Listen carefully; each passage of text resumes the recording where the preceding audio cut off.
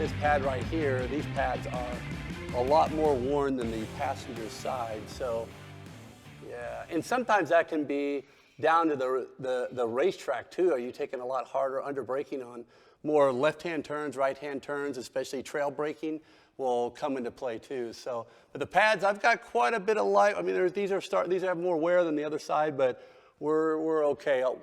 And of course, all the time you want to take extra brake pads, or at least even two sets for the front, and at least one set for the rear. Especially at Road America. Road America is oh man, it is the best racetrack in the world. If you haven't been to well, let me take you to Road America, okay? I actually have a track map over here because it's my favorite track. So let me take you over here, and I'll kind of take you on a little like quasi lap around Road America and kind of maybe what the speeds this 911 does. So let's mosey on right over here. Okay, here we are, Road America. I did grab a tire iron so I could point kind of like classrooms in session now. So here we go. Did I ever mention that I love Road America? I love it so much that I had to buy an enormous map of it. This is where I started vintage racing because my dad would take me up to this track when I was probably 10 years old, and I remember seeing the Golf number 6, the Golf GT40 that won Le Mans, the only car that ever won Le Mans twice in 68 and 69. I was standing right here, right by this bridge, and my first vision of when I was like 10 years old, maybe I might have been 12, was the Golf GT40 coming around this corner and rocketing up this straightaway, going under this bridge. So from that day forward, I knew I wanted to at least vintage race, because the cool thing about vintage racing, I mean, don't get me wrong, I love IndyCar, I love Formula Car racing, I love Formula One, I love any kind of racing, but the neat thing about vintage racing is that when you go to races like vintage racing, you get to see a huge variety of cars, cars from the 50s, 60s, 70s, 80s, 90s, into 2000s. So that's one of the reasons why oh my gosh, I just love vintage racing. So let me get back to the track. So the RSR, I run in Group 10 in the SVRA, or actually, this race is actually hosted by Road America, so it's under Road America's sanctioning body, if I remember right. I don't always get things correct, so correct me if I'm wrong there. But this track, if I remember right too, is the oldest road course in the United States. I think they started Road America, it started in 1955, or at least in the 50s. Now, of course, the track was slightly different. They used to race through town, which is that direction. And then in the late 50s, I think, is when they built this track, but it's 4.2 miles around. There's just no other track in the United States. I mean, you can go to Laguna Seca, which is a great track. You can go to, there's a lot of good Mid-Ohio, which is a great track, but nothing. I'm telling you, nothing beats Road America. It's the longest, it's the biggest, it's the fastest, it's just the bestest of everything. So, and I'm going to take you through a quick lap. So, at Road America, like I said, you only go one direction at Road America. Is you start right here, you have the start-finish up here. So you come around, turn 14 for the start of the race. And so you climb a hill, and you don't get really good elevation on this map. But this is one heck of a hill. I mean, it's kind of hard to even walk up. So you come all the way up this hill, under this bridge, and the start-finish line is right here. And this straightaway, I want to say it's a mile. Don't quote me on that, but it's freaking long. I mean, you have enough time in like that RSR to just sit there and like look around and realize that you're freaking booking it. So by the time you come up here, you see this little outroad right here? This is where I usually start braking. Now, a lot of times in Group 10 and even in Group 6, when you're running in Group 5 and Group 6, you run against the Corvettes, which sometimes I get a chance to run in that group.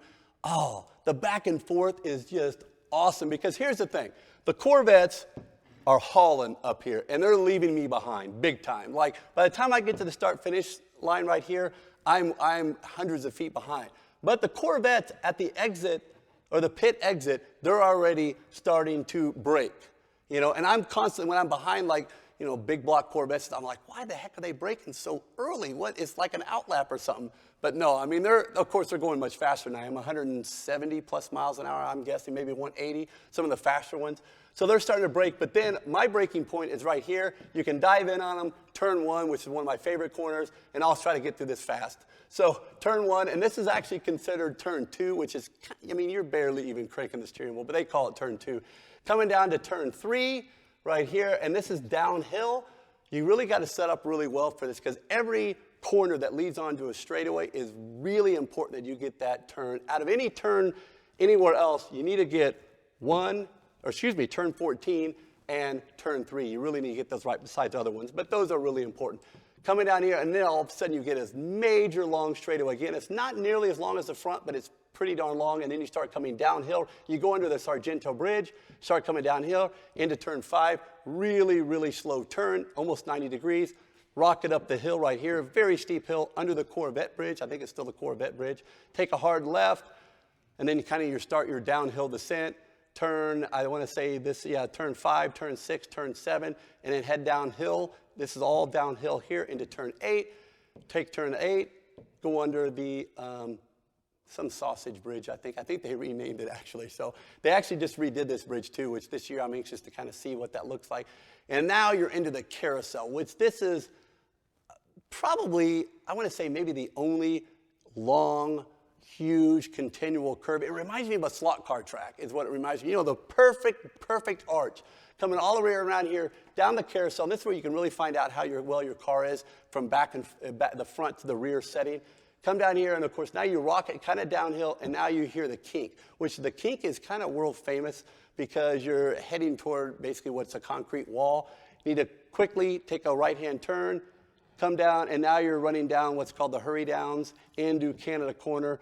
A lot of speed down through here. This is probably one of my favorite parts of the track simply because you have trees on either side. It feels like you're going down some European road with trees on either side. And then you come down into Canada Corner, which is, you're kind of heading downhill right here, and then you start this long climb back up. And of course, coming up out of Canada Corner, turn here, turn 13, and then back into 14, which is a kind of a tricky corner because you got to get this right because you got to carry your speed. You know, however you do on this turn, if you mess it up, that mess up's going to cost you all the way down the straightaway. So, oh my gosh, I know I've bored you already, so I really apologize. But if you do get a chance to ever visit Road America, and this is one of those tracks where, I mean, granted, I love to race, but even if I didn't race, if I didn't have a race car, I'd be going up here every year because the hot dogs and the food and the bratwurst, you know, they're well-known, world famous for all the food that they serve around here. I could sit under any of these trees all day long and enjoy racing. So, enough of that. We got to get back on this car.